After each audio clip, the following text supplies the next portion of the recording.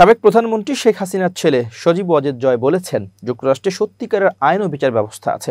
দুদক যদি আমার সম্পত্তি বাজেয়াপ্ত করতে চায় তাহলে তাদের আমন্ত্রণ জানাই, এসে পারলে চেষ্টা করে দেখুক। আমার আইনজীবীরা যুক্তরাষ্ট্রে দুদকের মোমেনের বিরুদ্ধে মামলা করতে তৈরি হয়ে আছে।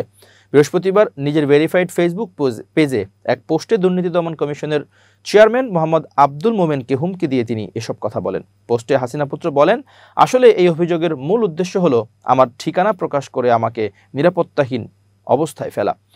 কিন্তু আমেরিকার বাস্তবতা হলো এখানে ব্যক্তিগতভাবে অস্ত্র রাখা বৈধ এবং এর গুলিরও কোনো সীমাবদ্ধতা নেই। তাই এসব হুমকিতে আমি ভীত নই। আমি নিজেকে রক্ষা করতে সম্পূর্ণ প্রস্তুত ও সক্ষম। আর একটা কথা, আমার বাড়ি নম্বর কিন্তু 32 নয়। অন্তর্বর্তী সরকারের উদ্দেশ্যে সজীব ওয়াজেদ জয় বলেন, ইউনূসের নেতৃত্বাধীন এই অবৈধ সরকার আমার কিছুই করতে পারবেন না।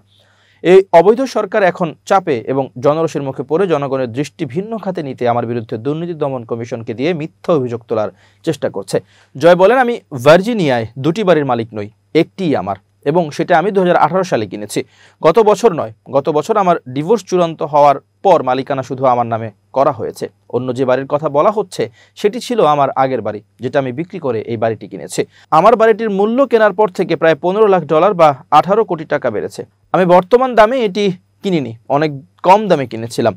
তিনি আরও বলেন, আমি কোনো সরকারি কর্মচারী নই, আমি একজন আইটি উদ্যোক্তা। আমার আয় সম্পূর্ণ বৈধ। আমি এখানে কর দিয়ে ব্যবসা করি, বসবাস করি।